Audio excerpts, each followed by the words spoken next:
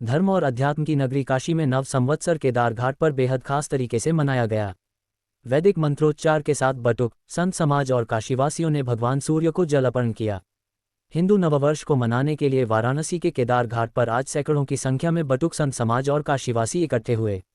मां गंगा के तट पर सबसे पहले ध्वजारोहण किया गया। इसके बाद सनातन पंचांग का विमोचन किया गया। वैदिक मंत्रोच्चारण के साथ भगवान भास्कर को जल अर्पित किया गया और फिर मां गंगा की आरती उतारी गई।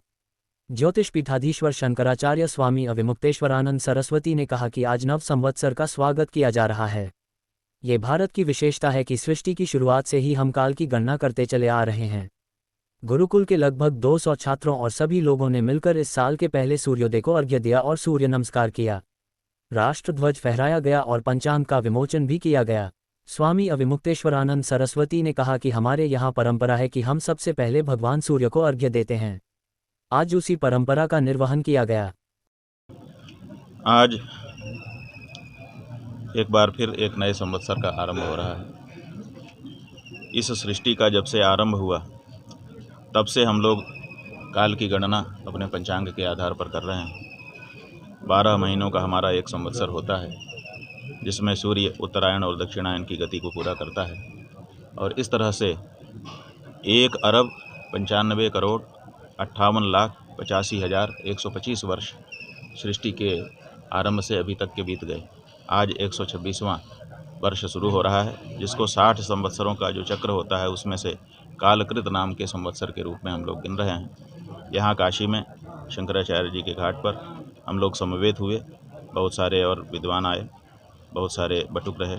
सब लोगों ने प्रथम सूर्योदय जो आज के संवत्सर का हुआ उनका दर्शन किया और उनको सूर्यार्घ्य दे करके उनको प्रणाम करके उनसे आशीर्वाद प्राप्त किया। चैत्र मास के शुक्ल पक्ष की प्रतिपदा को ही ब्रह्मा जी ने सृष्टि की रचना का आरंभ किया था।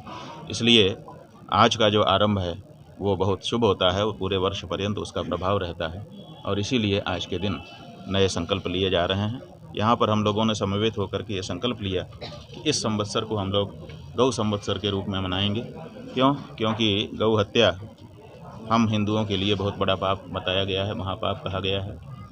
हम चाहते हैं कि हमारी गौ माता पूजनीय है, उसकी हत्या ना हो। लेकिन आज़ादी के बाद से 75 साल का समय लंबा बीत गया। सब पार्टियों ने हमको समय समय पर आश्वासन दिया कि हम गौ हत्या बंद करेंगे, हमें वोट दीजिए।